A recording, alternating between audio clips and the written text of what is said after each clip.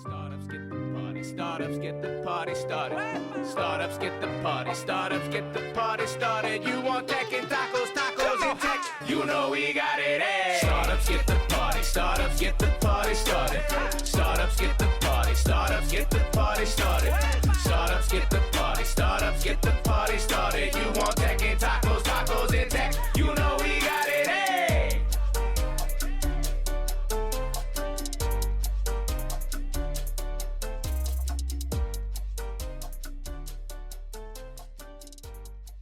And welcome back, everyone, to the Tacos and Tech podcast. I'm your host, Neil Bloom, and I'm so thrilled to have on friend of the pod, friend of the community, and defense tech community leader, Mike Sims, co-founder of Imperium. Hey, Mike, thanks for joining the pod.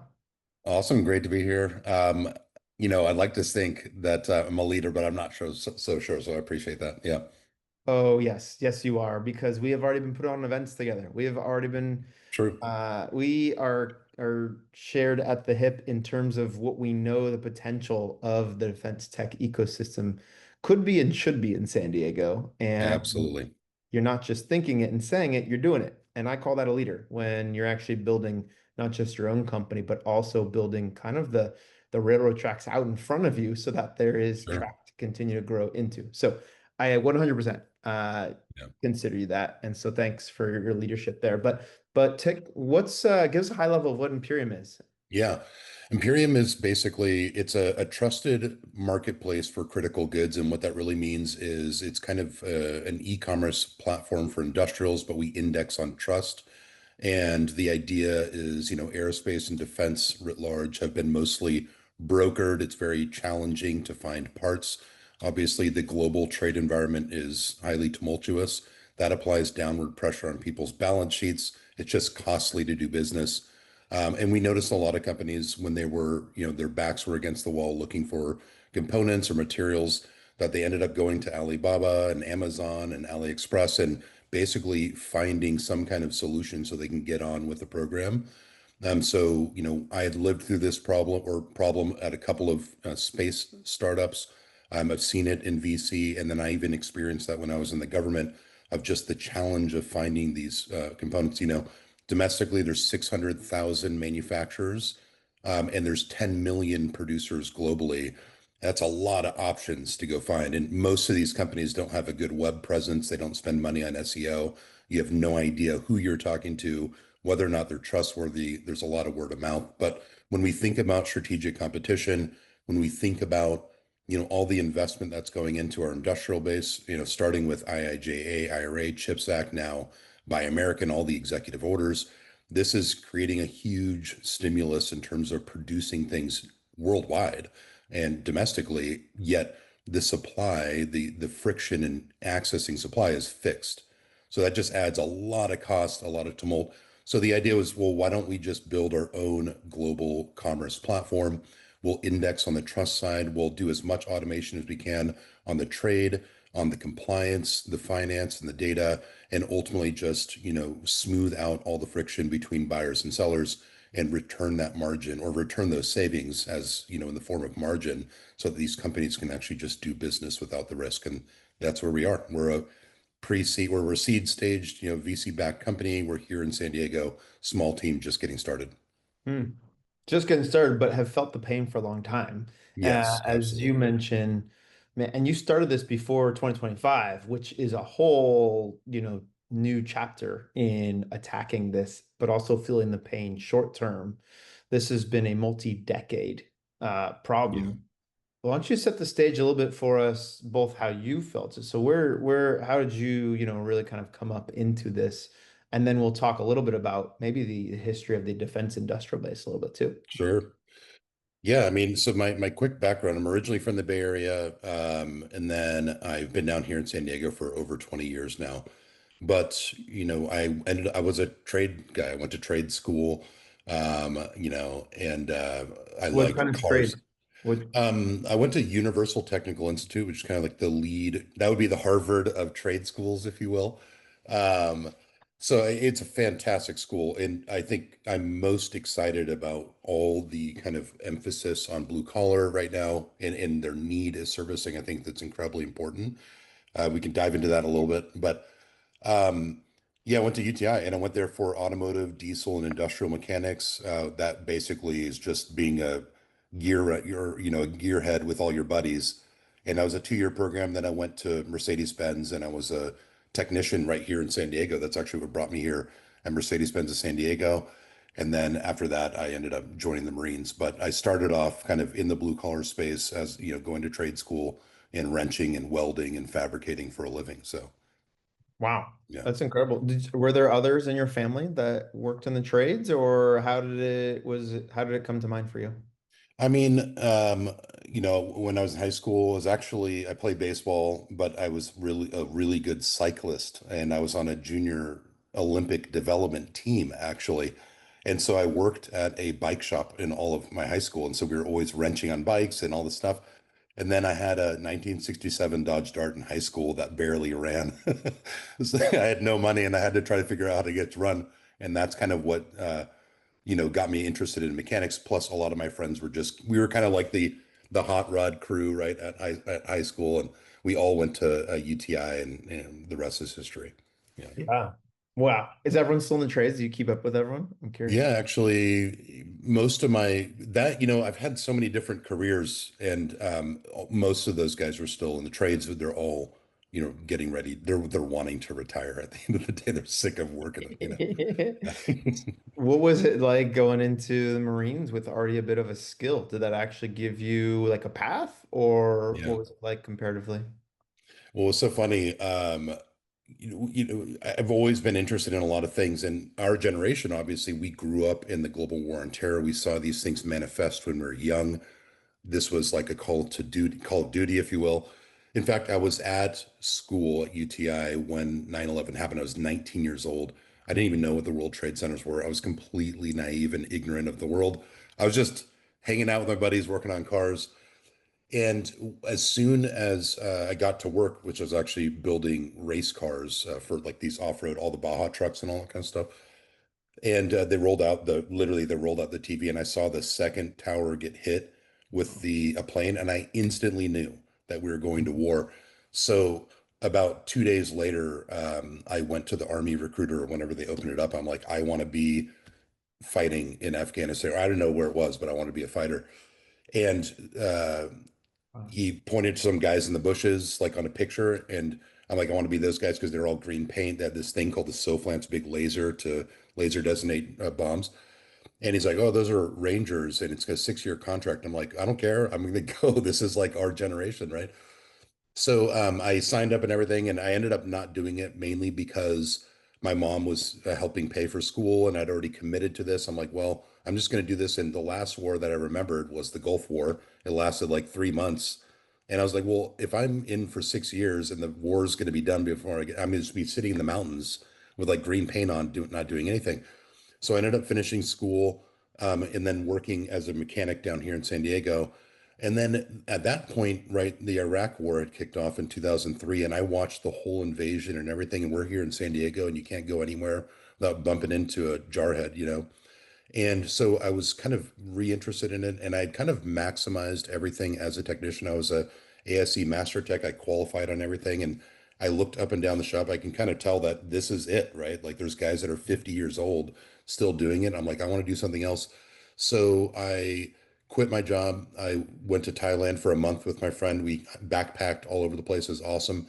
And I kept going in internet cafes, and I kept up looking up like what was going on in with the war. And when I got back, I jumped in my Cadillac at a 1972 Cadillac sedan. We're sitting on a huge 19.5 foot long boat. I drove up to the Marine Corps recruiter. I'm like, I want to be a machine gunner. I want to be in the infantry, and I want to be in Iraq as fast as possible. And then 3 weeks later, I was in boot camp, and that's what started my Marine Corps career. Wow. Yeah, Wow. Incredibly noble. Twice to kind of feel the call like that yeah, and be like, it's on me to go and do yeah. it, you know? What was it? Was it what you expected? No, it was a little bit of a shock because, I went in and I wanted to be a fighter. Yeah, a fighter is just like an infantry guy, right? Where your primary job, everybody in the Marine Corps, everybody in the military, like I don't like to separate the classes, right? It's just that was going to be my tool. And I ended up having really high test scores. And so when I went to boot camp, literally the last week of boot camp, they called off a couple of names in our platoon and they're like, you guys need to go over here, right? And in boot camp, you just kind of like shut your mind off and you do whatever they say. And it turned out that they didn't want me to be in the infantry. They wanted me to do something else. And so I took this really obscure test called the D Lab, the Defense Language Aptitude Battery. And I think that's what it is.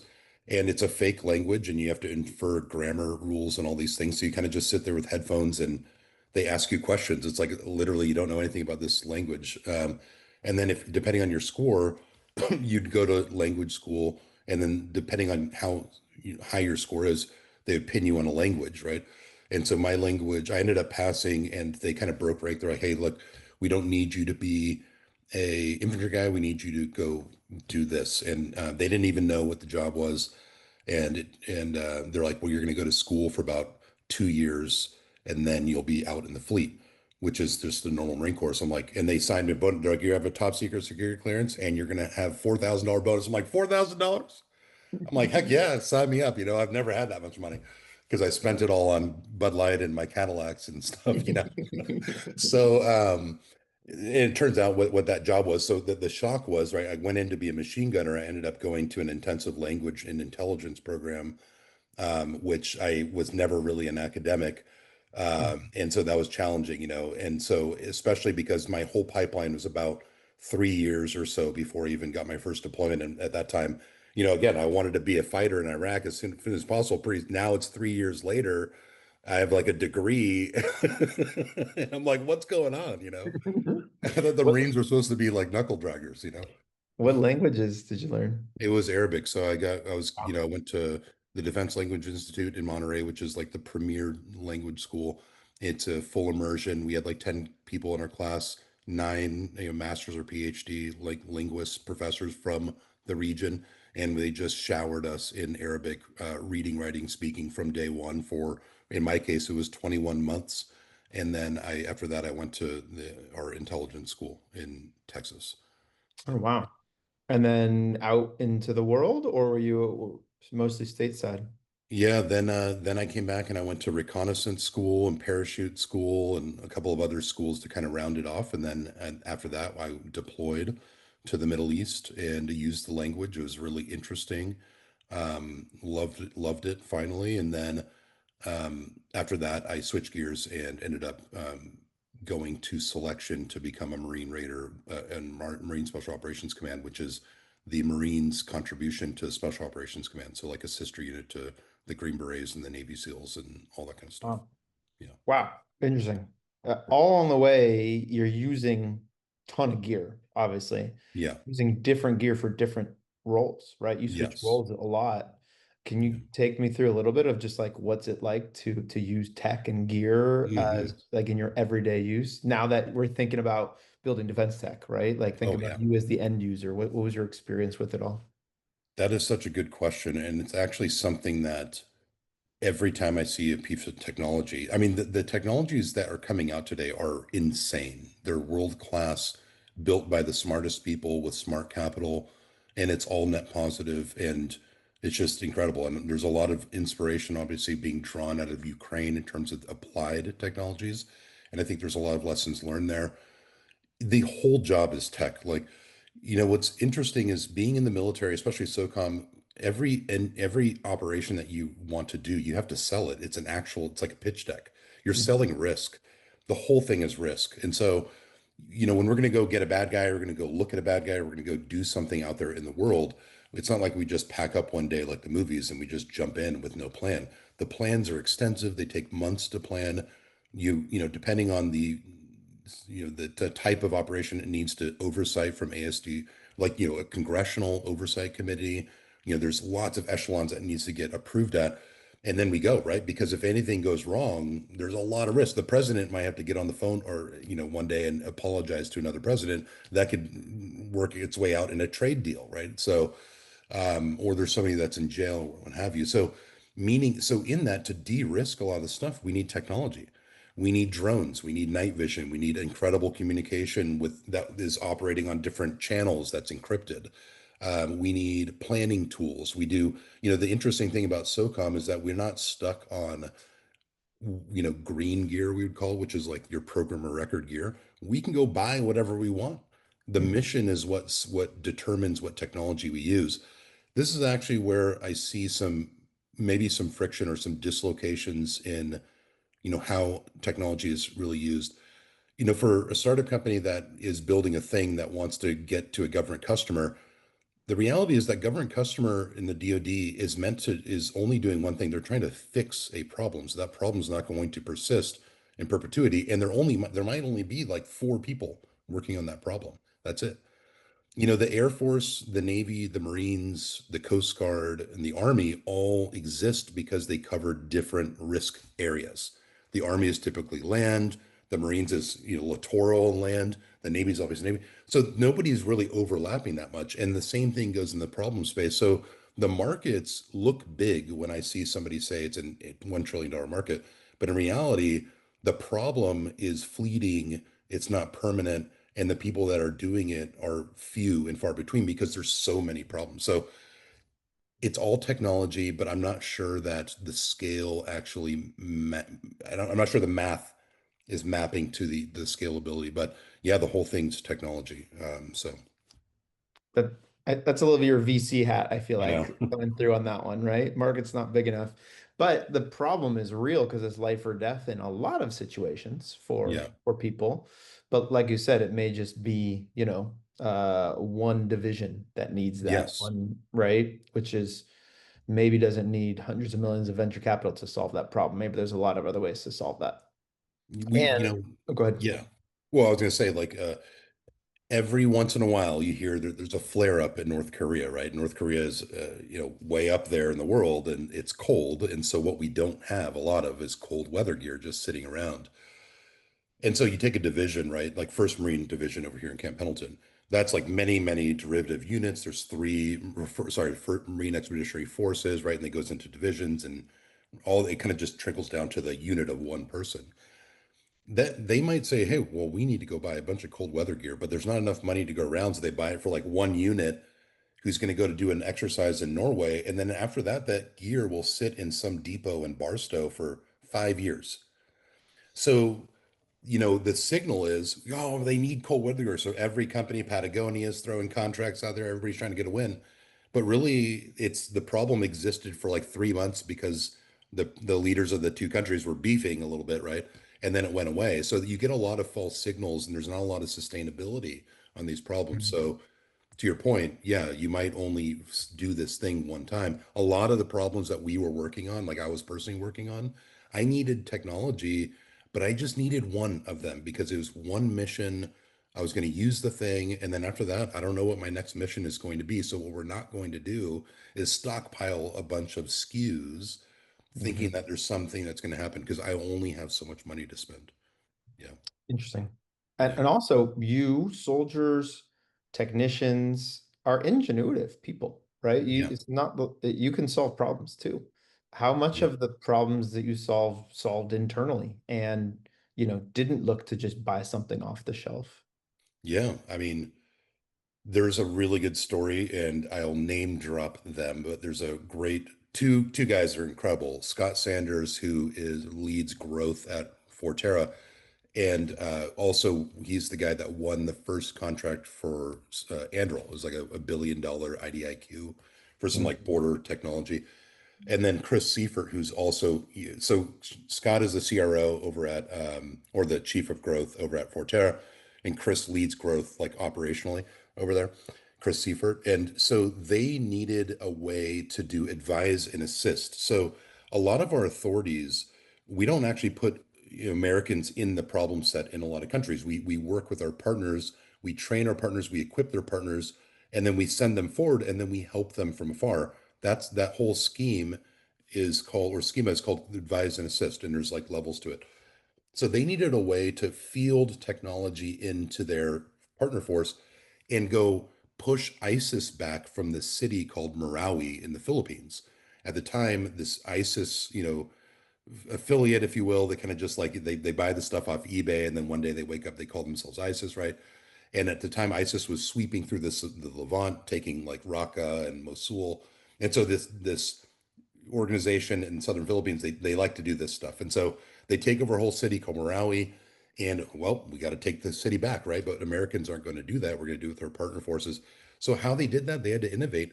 They had to build their own server, format their own cell phones, and basically, you know, bring all this technology together, field it to their partners so that they could advise and assist in an urban environment and do it on the fly. No contract, no nothing. They spent their own money and they solved the problem, and they won. These guys are awesome. So we're always innovating, but I think the big point there is we don't always have a forecast for what we need to innovate, because problems manifest overnight and you need to go solve them. So a lot of times, a company that was kind of dormant all of a sudden can get a call in the middle of the night being like, I need all of your inventory today. And then they may get a big contract, right? But is that sustainable? I don't know, depends. But yeah, so we're always innovating. We always have a tool. We're always kind of bending something and making it work. And then there's the other side of like a 20-year out program of the next fleet of aircraft carriers, Yeah. which could take forever to only build, like five or something. Yeah. So there's kind of this broad spectrum, right, of needs and utilities. How do you see that? And then we'll start moving into like supply chain, supply base, I think, Yeah. is the way to go on that.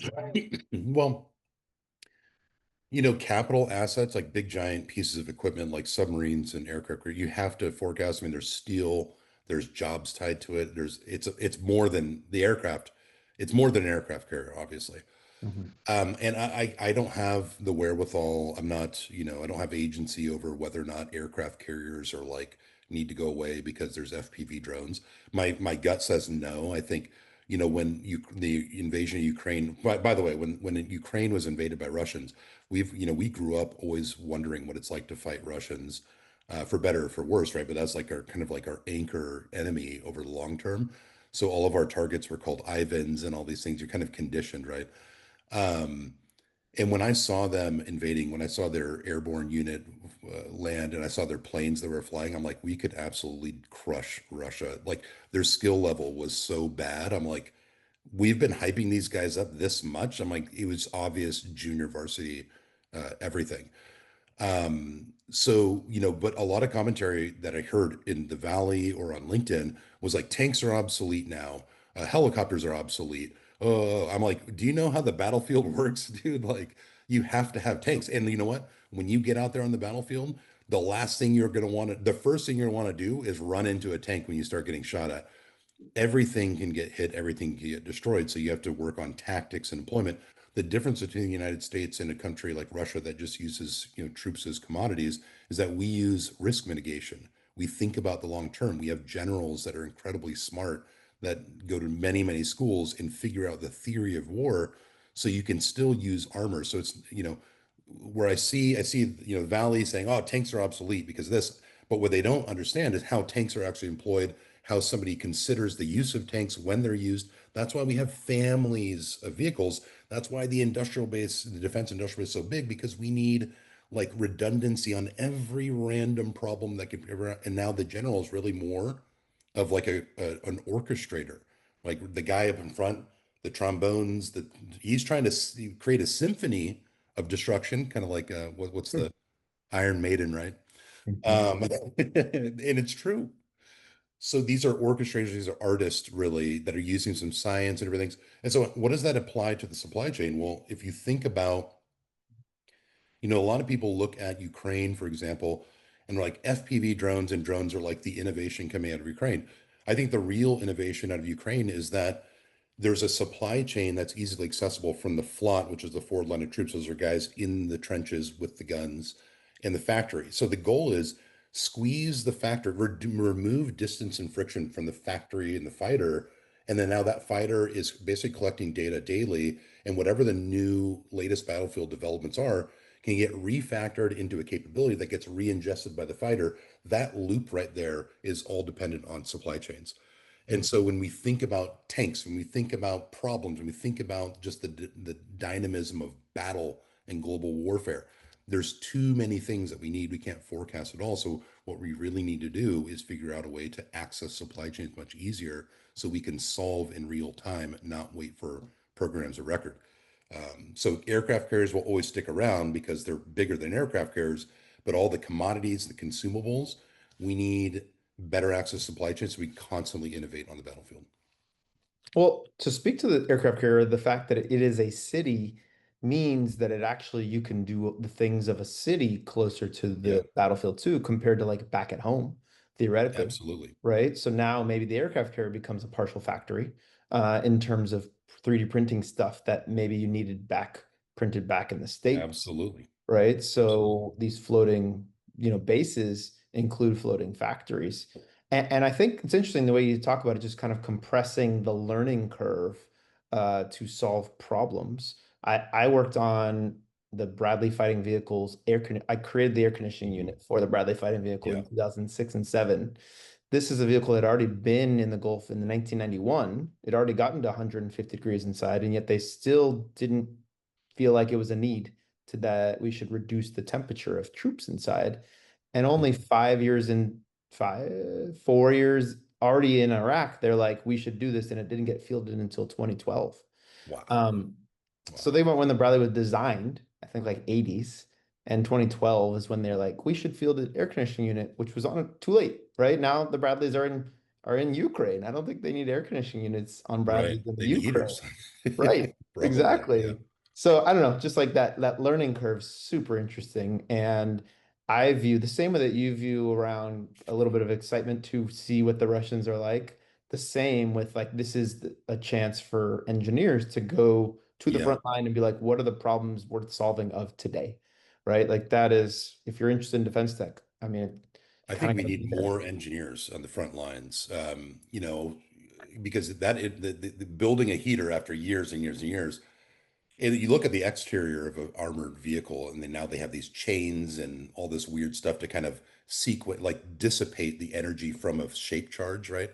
Hits the chain, blows up, and then there's distance, and it frags out, and it's losing energy, so it doesn't penetrate. And it looks funky, right? But it's survivability. And now I would imagine you probably see OEMs like Oshkosh and coming out with this stuff as like an upsell, right? So that you can buy this stuff and not have to innovate. These are all lessons learned from the battlefield. I'm sure everything now has AC Yeah. and a heater because we're not always fighting in, the mountains during the spring, Yeah. So Take me through a yeah, little bit of learnings post-military. What'd you do and what brought you to VC in terms yeah. of that connection? And why did you think that was the next call for you? Totally random. I think most people that get into VC don't ever really, it might be a thing, right? I think now there's more people that you see it as a career path. And so you see younger people that are angling for becoming a VC. But VCs are marriages. You know this. They're Hmm. not corporations, they're partnerships. And partnerships can get messy and, they have to pay you. They're taking money out of their pocket to pay you or GP fees. So that was pretty interesting. But I never knew I was going to be, I didn't know what VC was. How I got even introduced to this was I was actually, I was lucky to have exposure to a lot of different problems worldwide. So I did Iraq, Afghanistan, and Philippines. Like, no secret, there's tons of Americans there. Like, it's all over the news. It's not a big deal. Um, so I was really lucky to, work counterterrorism, was our main authority. And then later on, we ran into competition. Competition basically is the working terminology for the interaction between the United States and China on who's going to take the reins for the next 100 years. And so SOCOM at the time was indexed and fully kind of outfitted for CT, counterterrorism. And then when it comes into this gentleman's game for competition with China, we're looking in our inventory, our toolbox, we're realizing we have all like SAE, we have a 7/16 wrench. We don't have a 15 millimeter. We need to fully rekit the whole thing. Every fastener and fitting and the way we approach the problem is different. So we need to figure out how to kind of get up to speed quick, which means we need to study. And then we need to take those learnings and turn those into technology and capability. So I was lucky to be one of the first people to kind of get exposed to this problem.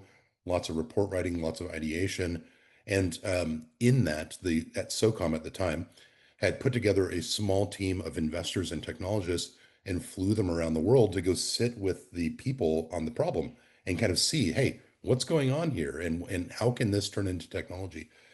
So that's when I first met Josh Wolf, who's the co-founder, managing director, managing partner at Lux Capital, which is a pretty substantial firm. I think it's well known out there. They've primarily focused on hard tech, deep tech, all that kind of stuff. So I had no idea what VC was, and they just said, "Hey, Mike, you got to go meet this guy, talk to him, and tell him what your problems are." So bring the whole team in, start this conversation, and that's when everyone's like, "Oh, wow, cool! So you guys are going to here to basically learn what we need, and then fund it, and then give it to us so we can succeed."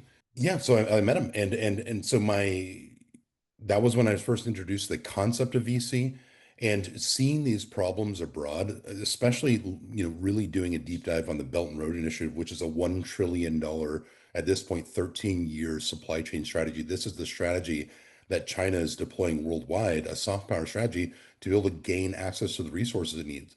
If you think about China, it's 1.3 billion people. They do have a well-resourced country, but they lack a lot of access to other materials.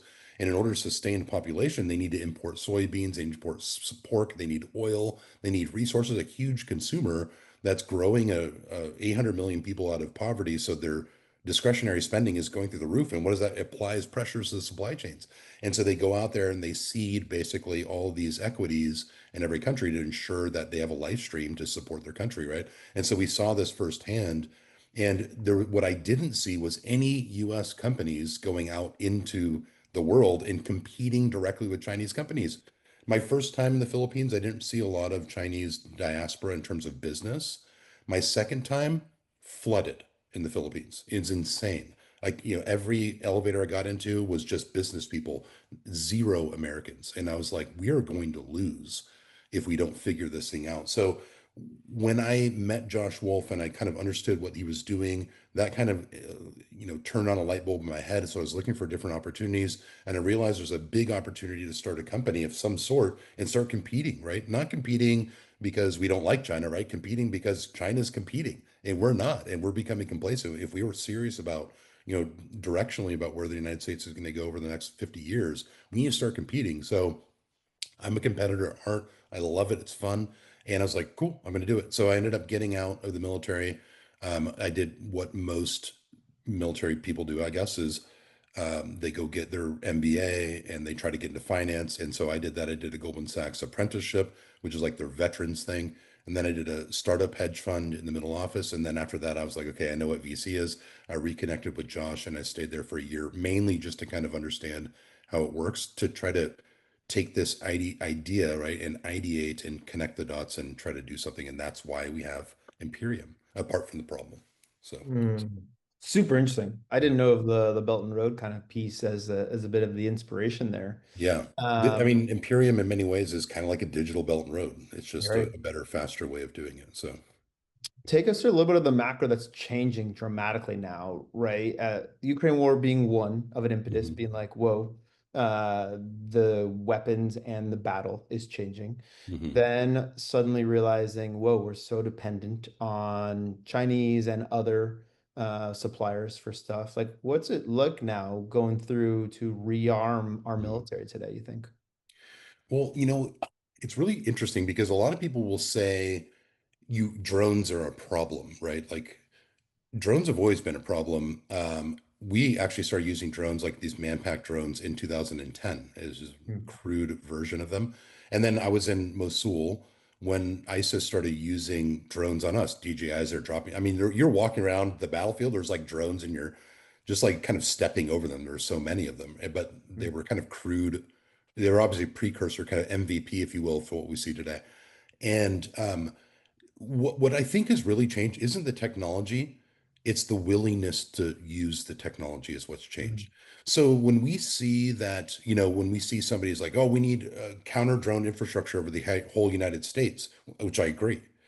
But it's not because that the FPVs or these drones exist, it's because people are more bold and they're willing to actually do something about it. We have had suicide bombers. We have ridiculous amounts of IEDs. People have been using improvised technologies forever on the battlefield. But now the United States can't police all these issues, and there's multipolarism coming around. There's all these things, and people are like, you know what? The United States can't do anything about it. What are you going to do? That's why you have the Houthis doing all this stuff. It's not because of the prevalence of the technology, it's because the United States is oversaturated and people are kind of at their end, right? And they're going to do something about it. That's what's Yeah. creating the supply and demand cycle, is not the fact that the technology exists or the money exists, it's the fact that people are willing to do something. And that's the Mm. scary thing. So how does that affect? It means that the battlefield is a 360-degree perpetual battle space. And that means that even us sitting here in San Diego are potentially part of that apparatus on the bad side of an adversary that wants to disrupt supply chains, not just at we call it the X, but at the Yeah. Y, or where the people live and work. Those are disruption points potentially. Interesting. Yeah. And there's a lot to supply chain. I mean, we happen to be going through the silver tsunami, which is its own regard of losing master knowledge of people that like Yes. built as much down to just like machine shops of just how to Right. make a bolt that is only used in Yeah. a specific spot, but is critical, all the way Yeah. up to these levels of manufacturing that maybe we haven't done in decades, but yet it's like one person around Yeah. does it. What does that mean around that? Just like the critical Yeah. nature that we sit on, and how do we secure that? I mean, I mentioned earlier we have 600,000, and a manufacturer is a loose term, right? Yeah. It's one person building one thing, and they have to have a NAICS code. This is manufacturing, so they fit somewhere in the economy. We can pinpoint that, right, and measure it for GDP reasons. And so, how much of that 600,000 is actually applicable to the things that we're talking about? Probably some meaningful amount, but not a lot, right? Maybe 10,000, I would say. Mm. That's totally rough. So, where I think we are going to have an issue is a couple things. We have a ton of capacity here, but it's not all of the types of capacity we need. For example, coating some types of, electroplating of certain types of materials are actually carcinogens, and they don't exist in high numbers here, which means we'd have to access those somewhere. So that's a thing that maybe we can't fully onshore, right? There's a lot of actually regulatory barriers just from a human safety standpoint that doesn't allow us to do some stuff here. So we have to have better access to global supply chains.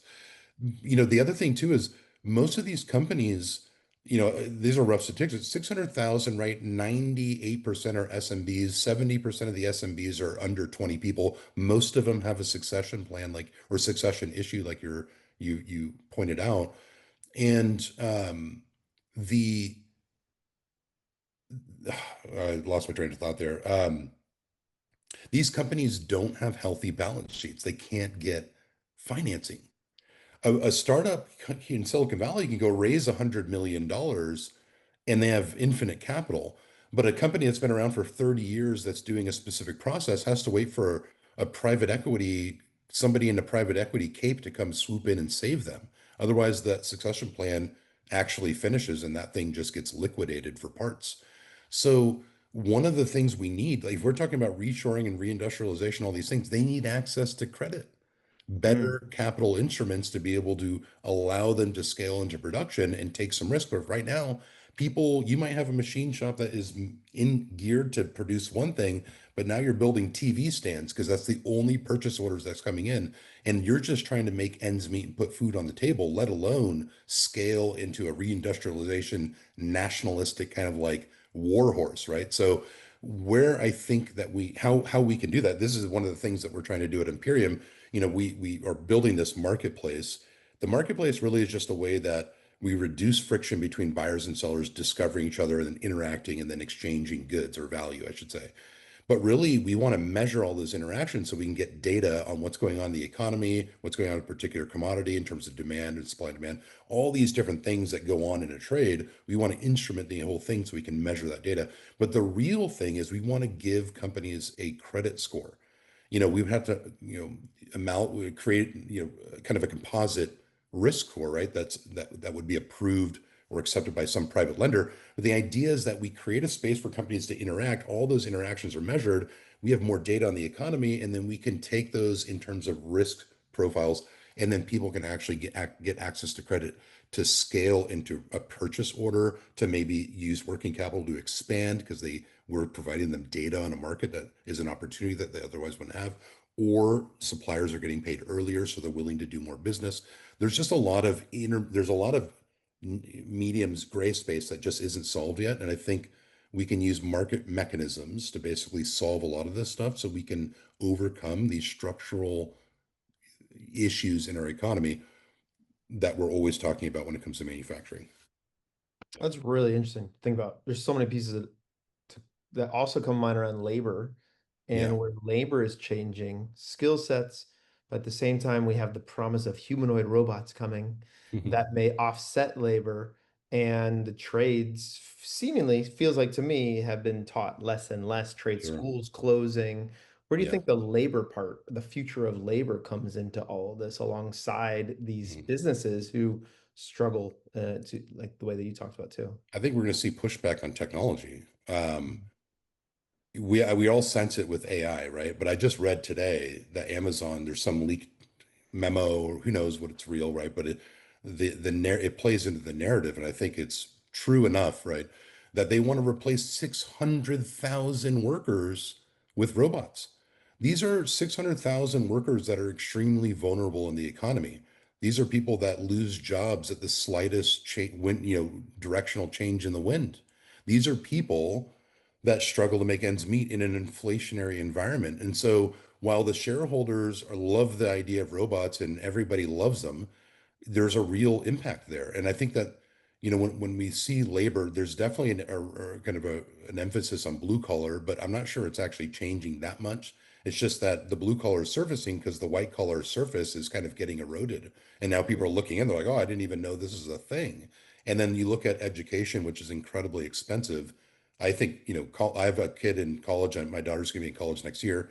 It's astronomically priced, and you don't even get that good. You get a great experience, but it's not making you necessarily hyper marketable on a market that's just getting rid of all this kind of like entry level work. So, when you look at the ports of LA or Port of Long Beach, they did a big kind of automation play there, and the unions fought back. So I think Hmm. we'll see more unionization. I think we'll see a lot of pushback, and I think the technologies will ultimately be fighting a lot of big, job barriers. And we can't just destroy jobs to lower the price of some random stapler I order off Amazon for 5 cents cheaper in aggregate. So I think that, ultimately, I think there's a new equilibrium. There's like this rev limiter, if you will, in terms of how these things impact the job force. And I know I'm long-winded, but the other part of this, right, is I'm going to do two things. Well, in order to strengthen our economy, we need an export economy to be able to like ingest our goods that we're outputting, right? And that's really challenging because a lot of these technologies are democratized. We're also making it very challenging for our trade partners to do business with us. We're forcing them to spend more of their GDP on the same technologies that we want them to buy from us. And they'll be like, you know what, I'm just going to make my own stuff. Our mountain, we're still at the top of the hill, but our top of the hill is getting smaller. So our Mhm. relative addressable market is getting smaller as these technologies, as everybody else is building them. But back to the labor here, I was a blue collar guy. I wasn't a roughneck. I wasn't a logger, and I wasn't an oil field worker like a real hardcore blue collar dude. But I went to the trade. I went to trade school, and I was a fabricator and a welder. Then I went into being a mechanic and all that stuff. So we're probably maybe we're still in the wheelhouse, but maybe we're up there in the high bleachers, right? We're not a courtside. So there's no economic mobility for tradespeople.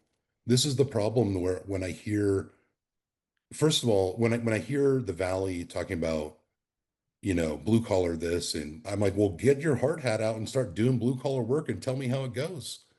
Because it's easy to talk about blue collar work when you're at the reindustrialization conference in Detroit with all your best investor buddies and a sick cap table and all these things. It's a different thing to actually do it. And when you do it and you're over invested in that space and you're susceptible to a lot of trade winds, and you realize that your back is giving out, you've injured yourself on the job, the pay is fleeting, and you can't, and there's barely any retirement because there's a lot of gig economy in the blue collar space. There's no economic mobility. And that's why I think we have a lot of these issues in the United States because you have the Rust Belt that comes in with a bunch of money and then it evaporates the next day, whether it's from a new political regime or new, Dems and Republicans kind of swapping, or a technology thing, a regulatory thing. Middle America is getting sick of becoming a talking point in a way for other people to make money. And so that I think is going to be another component that's going to matriculate into policy, into the Senate and the House and the office of the president, and it's going to impact the proliferation of these technologies because at some point we're creating a socialized economy by maximizing capitalism. I don't Mm. think I think it's going to get checked at the end of the day. Mm. Wow. A big shoulder check, I think. Yeah, Yeah, but theoretically, we're reindustrializing, meaning we're bringing more capabilities. We need more companies to exist here to do the absolutely. things that we were outsourcing, like the Yeah, codings and the others. We'll yeah, get through what that means permit wise and finding the skills for that. So theoretically, more companies.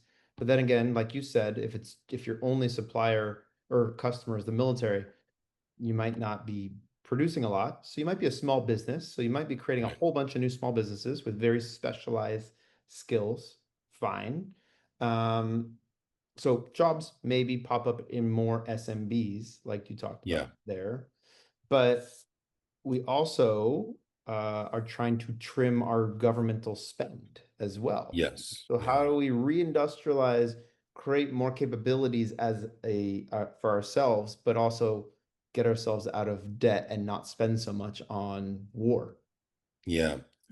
Big I question. think, I totally agree because like the reindustrialization, if you go to middle America, if I go ask my buddies, middle America being anybody outside of it, a blue collar, right? We'll just call that just kind of like they say Silicon Valley is really anybody in technology. So when you go to middle America and you ask them, hey, have you heard about the reindustrialization conference? They're like, what the heck are you talking about?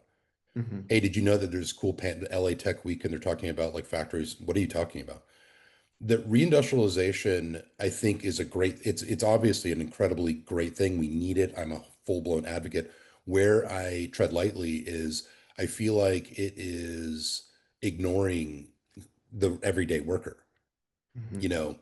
So the way it looks from outside, and I don't mean to be negative, I'm just kind of like saying it, right, is all of a sudden you have people that are working, they wake up at 4 o'clock in the morning, they go off and do the job, they come back to the family, they pass out and then do it again, and they do that for 20 years. I worked construction too. So I've been on the construction sites, all this stuff. And so now miraculously the coasts wake up, billions are injected into a few companies relative to the size of the United States to make exquisite technologies like nuclear reactors and missiles. That is part of the reindustrialization, thing, but it's not the terminus of it. And I'm not sure it's big enough yet to solve a lot of the jobs problems. I mean, you have 600,000 people get fired. I need a lot of SMR factories and missiles and satellites to make up for those jobs. And those people aren't going to get retrained, right? Because we're using AI in these companies as almost AI native hardware companies to reduce headcount. So are the jobs actually going to exist for them? So what kind of real industrialization are we talking about? We're really talking about just making a ton of money, printing money. And I'm not sure that the distribution of that money actually makes it to the people who are going to be, who actually have been participating in industrialized America from the start. So I Yeah. love it, but I'm also cautious. And I think we need to, I think what I love about it, or, what Anduril is doing, right, and a lot of other manufacturers, is they're sprinkling this capability out in Ohio, in Oklahoma, in Middle America to share some of the wealth. And I think that that's really powerful. So if we do real industrialization, but include the people that have been in industry, and then we put these factories and production facilities in their backyard, then I think that that's the right equation. And if we do that and we make the markets efficient, meaning, they're so efficient that supply and demand is always met, then Uncle Sam doesn't have to intervene in the markets continuously. So Mm. I think Okay, but it's I'm gonna smart industrial policy and jobs creation, political thing at the end of the day. political. I'm going to push on you on that Yeah. because the industrial base has been built by the Senate, forcing you to have a factory in every state, right? Yeah. In every district. And then you look at Tesla and SpaceX, and they're like, we're going to verticalize, we're going to do it all ourselves, and we're not going to rely on this 1,000 company supply chain where one critical part, some guy retires and we can't do it Yeah. ourselves. What's the right move, or do you need a blend? I mean, that's why I think market forces are generally, I think where the government should intervene. I'm not a libertarian, not to get into politics and stuff, but I think there's interesting theories out there. It's just a very complex world, obviously. But I think market forces tend to prevail because the fundamental, need of a company is to generate a profit and survive. And so they're going to eventually kind of learn and correct and try to find and optimize profit to stay alive. And that's the great thing. So when the government intervenes in saying, "Hey, we're going to build the Joint Strike Fighter, and the way we're going to return to the taxpayers by building these things in 50 states and in a couple of countries," I think that is a special case that needs to happen, right?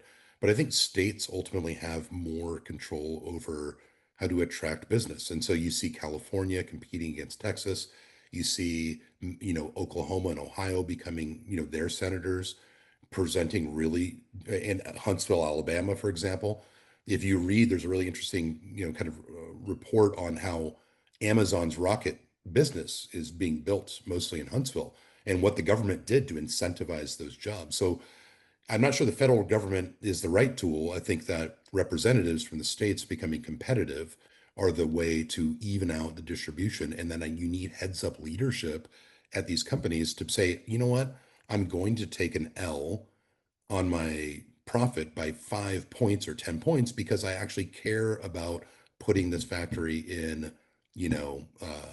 Ohio or Nevada or somewhere else that's usually underserved when it comes to like a lot of investment. So, and what are those? Those are market forces. Those are competitive market forces at the end of the day. You bring up a really interesting point around Huntsville, which has pretty much had the brain trust of rocket science since the Yeah. late 40s, when the German V2 rocket scientists were literally imported Hmm. from Nazi Germany and dropped in Huntsville and built the space program and has continued today. Like my customer at NASA was there in Huntsville for the propulsion system for the space shuttle. So of course you should continue to call upon that brain trust, who is so you don't have to retrain from scratch. Let's Right. take that over to San Diego. Where do you think our brain trusts are, and what is our opportunity to Mm. capitalize on in terms of an ecosystem from a tech Yeah. perspective and from a customer end of user perspective? It's so interesting. San Diego has all this piping and plumbing, right? It's more back office than it is front office. And I think, what Miami did for crypto was they put a front office on it and they took lead. I see our mayor here making strides. I see him on LinkedIn now, kind of index. He's, at Firestorm, he's at other companies, kind of propping up because there's a huge opportunity here. So we have hardware, we have software, we have biotech, we have, on the military end user side, we have 140,000 end users that throw a military uniform. There's another 100 or so thousand contractors and people that support that ecosystem. Looking at 300,000 people that do something, with a government cat card in their hand. And so there's this is almost like a clean sheet of paper. You can almost build any company you want in San Diego. You have hardware, you have hardcore hardware, ASML and Qualcomm. Then you have Apple and Google building hardware. They do a lot of cyber and like kind of like, SOC type stuff, if you will. Then we have General Atomics and we have, UCSD is an incredible institution that's dumping billions or investing billions into itself. And you see that rising up through the ranks as a research institution. So if, I think San Diego has an incredibly bright future that's diversified across its like, leading edge technology because we have the demand signal that's sitting in your Starbucks right down the road, which is the military. And then we have the academic systems that are improving with San Diego State and UCSD taking the lead with a lot of stuff. And then you have more companies flooding in. If you're going to pay a premium to live somewhere, and San Diego's piped and plumbed for hard tech, deep tech, and building companies, then I think there's an attractive use case to maybe consider San Diego as a place to build outside of, say, San Francisco. San Francisco is always going to lead. It's the incumbent, and AI is the big thing. And you have, talent density. But what San Diego offers is a lifestyle that's a lot better, obviously. And I think the employees will be a little bit more loyal because they don't have people stealing them from you at the coffee shop, right? So I think San Diego is becoming a healthy enough economy that the people are going to start flooding in. They already are, that kind of like this situation where They can work on really challenging things, deliver a lot of value to the markets. There's a plethora of different types of things to build here. You get the quality of life, and you can kind of maybe raise a family and do different things. So, yeah, I ultimately think San Diego is an incredible base, especially for the defense side of the house. We have Army, Navy, Marine Corps. This is the tip of the spear. They turn into Seventh Fleet. That is the China. That's the fleet that goes to China, and they're right here in our backyard. So, Just double click on that a little bit more. The fact that we have 1 in 4 jobs here is military related, and we have the entrepreneurship base here. yeah, How do we, like, yes, that's demand signal. We have yeah, entrepreneurs over here. What are the pieces you see so that they're interconnected more and feeling yeah. the pain worth solving on an everyday basis? I think we need, things that you're working on, like community, right?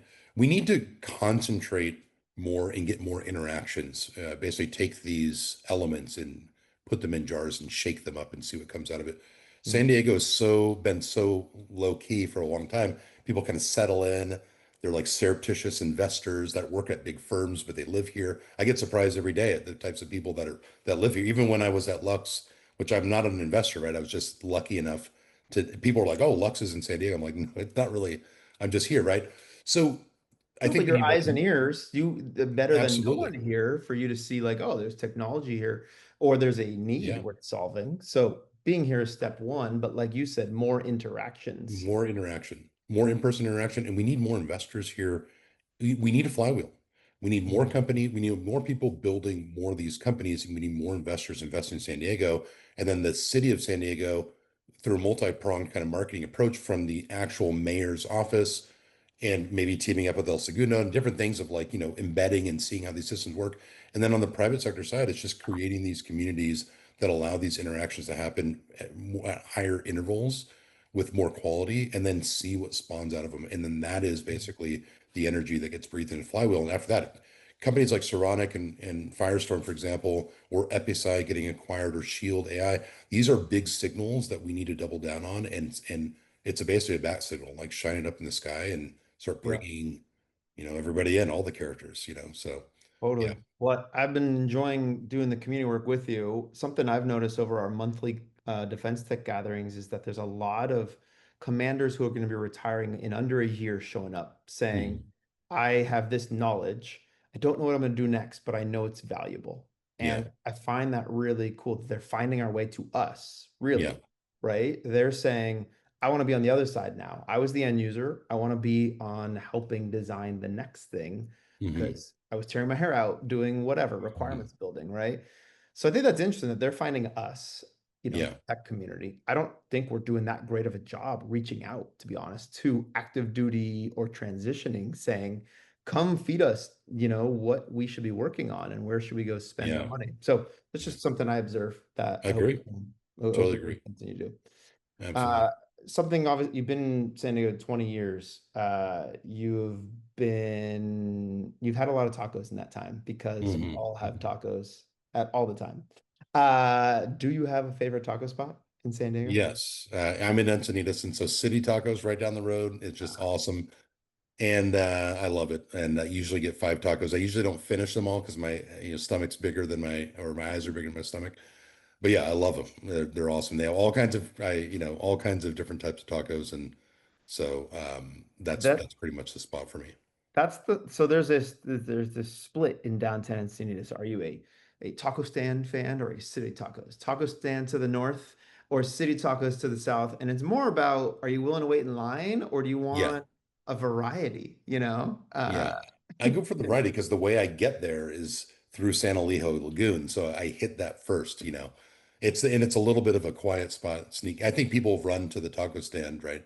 Because Yeah. they see the line and there's lots of guacamole and stuff. But yeah, Well, no visit to City Tacos is complete without a Mexicali taco. So you got to have one okay, Mexicali always, yeah, and then whatever else. That's my okay, order. all So you right, always do a Mexicali, which is steak and potatoes and a bunch of other great things. okay. And then you try a bunch of other new things. That's how I do it. Every time I'm trying to try one new thing, but I always got to have my You got standard. your anchor in there. Well, I'll take it. Mhm. I'll take a picture of you and I'll give you a Let's rating. go. Yeah, 1 out of 10. So Mike, I appreciate not just spend the time, but just what you've built over a career arc and putting that all into this. I mean, it's very clear that this is kind of it's all been kind of, this is your moment to a certain regard, right? Yeah, To it's fun. connect a lot of dots, Yeah. connect and build an ecosystem that is going to enable a whole workforce and a whole industry that we'll be proud of and will support the United States. So thank you for that. My pleasure. Thanks for having me on. Appreciate it. Likewise, Mike. We'll see you soon. Cheers. See ya. Bye. Tacos and tech is on smash for the green guacamole. Keep accountants counting beans. Contador cuentan frijoles. Founders trying to raise some queso. La vida San Diego. School of rappy, rapping fire. Tortillas round jalapenos. In these modern times of craft beer and coffee, my coding yoga posse. Fold the body, origami. We be surfing Coronado. Eating tacos el gordo. The tacos stand in puesto. Lucha libre and sombrero. Gotta shout out Tecos, Tecos by the ocean. Watch the sunset. La Jolla shores. Entrepreneurs trying to get funded. When San Diego Startup Week is popping in the summer. Oceanside to Tijuana. ST be full of hustlers. From couch surfing to penthouses right on the beach. Tech leaders who believe stars are within reach. We interviewing founders who be shooting for the moon. Hashtag SD Tecos with your host Neil Bloom. Come on. Startups get the party. Startups get the party started. Startups get the party. Startups get the party started. Startups get the party. Startups get the party started. You want tech and tacos, tacos and tech. You know we got it. Hey. Startups get the party. Startups get the party started.